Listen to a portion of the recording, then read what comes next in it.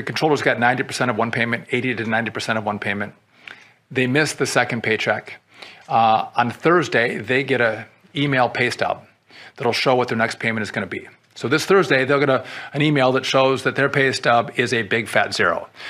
Many of the controllers said, a lot of us can navigate missing one paycheck. Not everybody, but a lot of us can.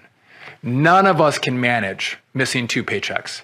So if you bring us to a week from today, Democrats, you will see mass chaos, you will see mass flight delays, you'll see mass cancellations, and you may see us close certain parts of the airspace because we just cannot manage it because we don't have the air traffic controllers. A matter of national security. This is one of the president's signature policies, and it'd be very unusual for the Supreme Court to overrule President's signature policy. Supreme Court gave President Obama a lot of room on Obamacare, and President Trump's two signature policies have been securing the border, which has been a credible success. It has been the tariff policy, rebalancing U.S. trade. It's economic security. We've had three emergencies here. First emergency has been the fentanyl crisis. The president was able to use IEEPA to bring the Chinese to the table on the precursor chemicals. Second emergency was our trade deficits. We are bringing those down. The deficit with China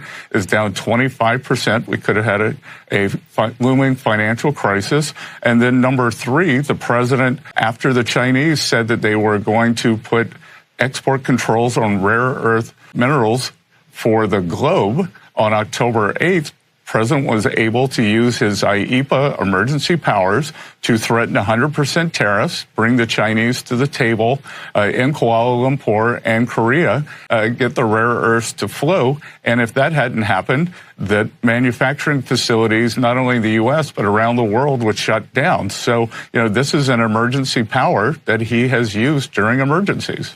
The future of the American economy is on my shoulders, on this administration's shoulders, and the Democrats have stopped all the momentum that we have put in the last 9 months. Registered apprenticeships, the future workforce. Not only are we hurting the current workforce, it's the future workforce. We are trying to educate our young people. We're trying to register 1 million active apprentices across this country. We had almost 250,000 registered, and now that has come to a screeching halt.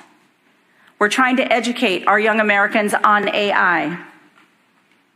Pilot approaches for workforce challenges in AI, the uncertainty. American workers deserve to know that they are going to have a job in this country, and the Democrats have chosen to play those political games. But many of our efforts have been stopped. 13 times they had an opportunity to say yes, just like I did, just like my colleagues have done. Enough is enough. President Trump has done his job.